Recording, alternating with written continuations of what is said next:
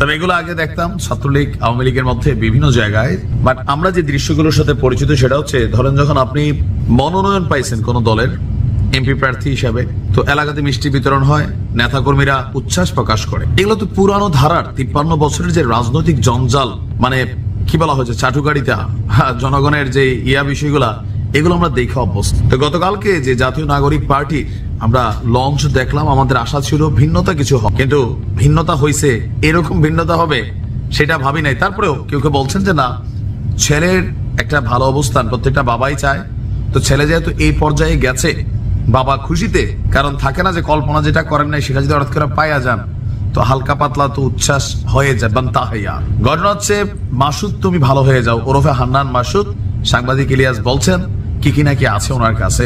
যাই হোক, এখন গতকালকে যে নতুন রাজনৈতিক দলটি আসছে জাতীয় নাগরিক পার্টি, সেইটার যুগ্ম মুখ্য সমন্বয়ক হয়েছেন নোয়াখালীর দ্বীপ উপজেলার হাতিয়ার সন্তান আব্দুল হান্নান মাসুদ। এতে খুশি হয়ে তার বাবা মাওলানা আব্দুল মালেক তিনি আজকে আনন্দ মিছিল করেছেন। এর আগে তার যে জায়গা ছিল সেই জায়গা থেকে এত বড় একটা অবস্থান স্বাভাবিকভাবে তার বাবার কাছে গর্বের বিষয় ছিল এবং তিনি সেটা প্রকাশ করেছেন। বাট নেট দুনিয়ায় এটা নিয়ে আলোচনা সমালোচনা আছে।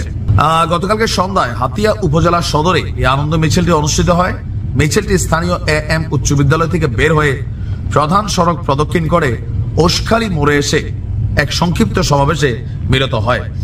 হান্নানের বাবার বক্তব্য, আমার ছেলের যে স্বপ্ন ও চিন্তা চেতনা, তার জন্য জন্মস্থান হাতিয়া, এই এলাকার জন্য তার যে ভাবনা, সেই স্বপ্ন যেন আল্লাহ থেকে বাস্তবায়নের সুযোগ করে দেন।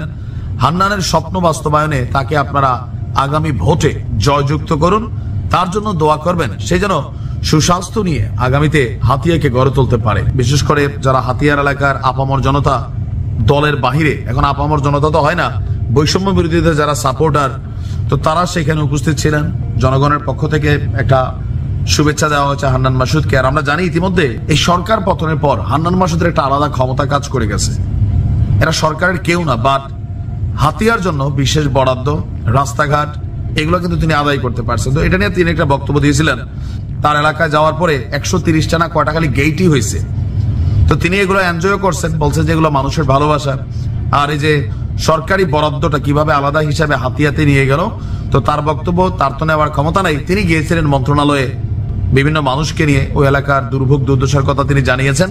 দেন সরকারের পক্ষ থেকে ডক্টর ইউনূস, ওনার যে সরকার, তারা এই হাতিয়াকে উন্নত করার জন্য সাপোর্ট দিয়েছেন। এগুলো ব্যক্তিগত প্রপার্টি না, রাস্তাঘাট, খাল বিল যেগুলো আছে এগুলোর একটু মার্জিত করা, যেটা আমরাও চাই। আমি চাই আমার এলাকার রাস্তাঘাট অনেক উন্নত হোক, খুবই স্বাভাবিক।